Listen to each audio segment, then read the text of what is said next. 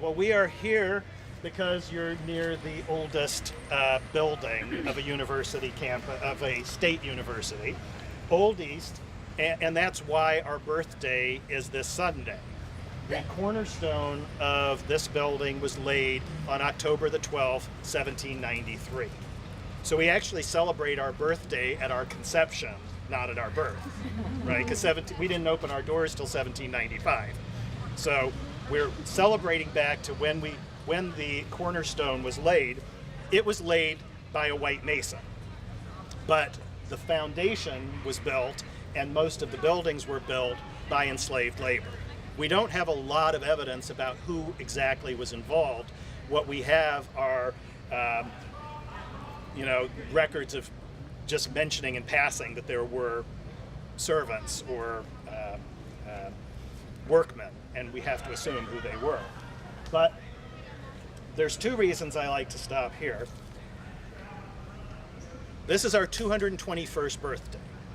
For our 200th birthday, which was, okay, quick math, 1993, for our 200th birthday, we as an institution decided to celebrate something we had never celebrated before. Right? For our 200th birthday, we decided we would remember our past in a new and different way. And that ties a lot into the unsung founders model. In 1993, though, it was not black people, it was not enslaved people that we remembered that we had forgotten to sing about. Right? That unsung thing just really irritates me. It's just there's something about that word. You know, what is a song unsung? It sounds like it should be a poem, right? The group we had forgotten to celebrate, the group we had forgotten to remember, was women. And there's a certain irony in this because we invited for this University Day, we have the standing governor of North Carolina. In 1993, because it was a big deal, we invited the standing president of the United States. And who would that have been? Bill Clinton, right? 1993, Bill Clinton. Do you see well, you young people might not, but do you see an irony in having Bill Clinton there when we decide to celebrate the contributions of women to America, to the university? This was 93, though, so we didn't know as much about him yet. But it's a good mnemonic. You'll never forget now, right, which president was here in the year of the woman. Well, which woman would we remember, right? If we've forgotten people, how do we know who to remember? Particularly since women were not, by 1993, women had only been allowed to be at UNC as freshmen since, well, first-year students, I guess. There's a problem, isn't it? Since the late 1960s. Right? Women had to go to women's college as freshmen and sophomores and then come to Chapel Hill as juniors. And the very first black student who came in '62 did exactly that. She desegregated UNCG before she was able to desegregate UNC Chapel Hill. So who did we remember? Well, I mentioned her name earlier. Her name is Cornelia Phillips Spencer. And it's a name that should be familiar because her family is the namesake of Phillips Hall. Right? Her brother and her father were university faculty. We also remember her in Spencer Dormitory, right? The first women's dorm. We also remember her family in the Love House. I always like to point this out. It's a good reason to come to Carolina instead of Duke, because one thing we have that they don't is a Love House. I've always wondered why we don't use it more often in our marketing. Come to Chapel Hill, home of the Love House. But maybe it's because it's a bad joke. It's called the Love House because Cornelia Phillips Spencer's daughter, June, married a man whose last name was Love. And so it was the house that the Loves lived in, and it's where Cornelia Phillips Spencer lived near the end of her life. It is now the home of the Center for the Study of the American South, right? It's a great organization. They have wonderful programming. And for me, the most interesting thing is if you walk in its beautiful old southern porch and come in the front door, the first person that you will see is Cornelia Phillips Spencer. Cornelia Phillips Spencer is remembered in that building very specifically. And it's because in 1993, the chancellor decided, and the muckety-mucks at the time, decided to create an award for the contribution of women, and it would be an award issued annually for the woman who had made the greatest contribution to the campus. And it was called the Spencer Bell Award. It was called the Spencer Bell Award because in 1875, Cornelia Phillips Spencer climbed into the belfry and rang the bell, ran down the steps and wrote a poem, and that was the kind of person she was, and reopened the university. Now you'll notice that's an interesting date. That's exactly 10 years after the Civil War ended. A lot of universities in the South closed during the Civil War. We didn't. We closed after the Civil War. We closed after the Civil War because the former planters, who were still the wealthy, powerful people, wouldn't send their children to UNC because UNC was seen as a Republican university, which was not a good thing at the time, if you were rich. And so the university closed through attrition, right? There was no money coming in, there was no students to teach. And by 1875, Reconstruction had pretty much failed, and we were able to reopen safely. Safely meaning no risk of the kind of people that were in charge having to go to school with people that they didn't want to.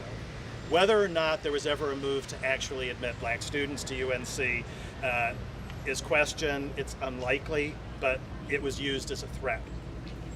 So Cornelia Phillips Spencer reopened the university and was a major supporter of white women's education. There's a Spencer dorm at UNCG. The problem is we named an award after her, we, the University of North Carolina, in 1993, and fairly shortly thereafter, historians, particularly graduate students, were researching her past, her family, and saw her as a poor role model for the university because of her views about black people. Celebrating women with somebody who was denigrating towards black people, or at least saw black people as inferior. And that debate rolled on for 10 years, at which time Chancellor Meeser retired the Spencer Bell Award. And it's interesting, he used the language retired very pointedly, and not decommissioned, not got rid of, because the Spencer Love family was not very happy about this decision. Now, what's interesting historically is a lot of people have said, but how can you judge a woman in 1875 on the standards of 1995? She was a woman of her time. And of course, the university had to use that argument because an award we've given since 1948 is the Thomas Jefferson Award. And we still give the Thomas Jefferson Award.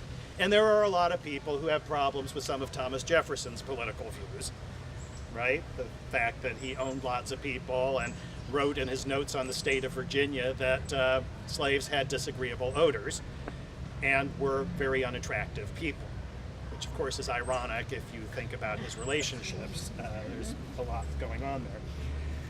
But there were people who said Cornelia Phillips Spencer, who was raised on Franklin Street, she was raised where the Tri-Delt House is now, was a woman of her times. The problem with that is she had her brother Charles, who taught here, but she also had her brother Sam. His office should be familiar to you all. If you drive down Franklin Street and make a left on Hillsborough, there's that funny little stucco building that people always wonder what it is. That was the university's law school. And in fact, it is twice the size it originally was. Somebody bought it about 20 years ago and doubled its size. And it's a private residence. But that was the university's law school. That was the Battle and then the Phillips law offices. And Samuel Fields Phillips, the man who practiced in there, left Chapel Hill for Washington, D.C. and became the Solicitor General of the United States, a pro-civil rights Solicitor General, who late in his career was the second attorney in the Plessy v. Ferguson case. Most of you are familiar with Plessy v. Ferguson. He was on Homer Plessy's side. So if Cornelia Phillips Spencer was a product of her time and her upbringing, what happened to her brother? Is an interesting question to ask about the complications of history. And at the very end of the tour, if you want to, you can go and look at the final resting place of Cornelia and Sam. They're 3 graves apart. So they are still together. Now they disagreed greatly, and we have, Cornelia wrote lots and lots of letters. That's why we can say things about her attitudes about race that we can't say about a lot of other people. A lot of people would love to know what George Washington thought about a lot of these issues. We don't know because he didn't leave a whole lot of records about his innermost thoughts. Well, a person who is associated with all of these stories is the most celebrated enslaved person in Chapel Hill. And he is associated with this building because he served students here. His name is George Moses Horton, and some of you may live in a building named after him. Right? George Moses Horton Hall was dedicated on February the 12th, 2007. And UNC at that time issued a statement in which they said that we think we're the first university